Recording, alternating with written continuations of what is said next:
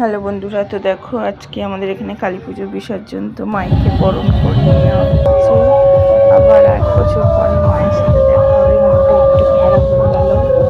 তো যাই হোক, মাকে তো বিসর্জন দিতেই হবে। তো আমি মিষ্টি মুখ করে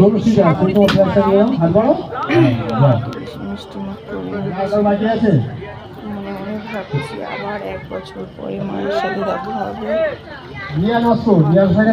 মিষ্টি মুখ করে নিয়ে একটু জল খাইয়ে দিলাম। তো যাই হোক, মা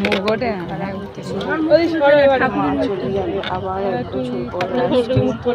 যখন আসে খুব আনন্দ হয়, আর চলে গেলে মন তো ফেলে দিয়েছে। মাকে একটু সিঁদুর পরিয়ে দেবো, তো তার জন্য একটু মাকে সিঁদুর পরিয়ে দিলাম ভালো করে, গলাতে দিয়ে দিলাম। মা আবার এসো মনে মনে বলছে। মায়ের গালিটা সিঁদুর ছড়িয়ে দিলাম। খুবই সুন্দর লাগছে।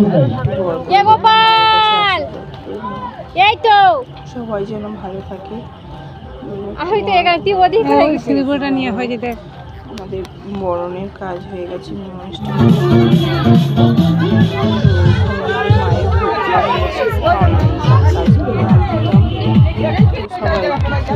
মায়ের প্রসাদ তো খেতেই হবে,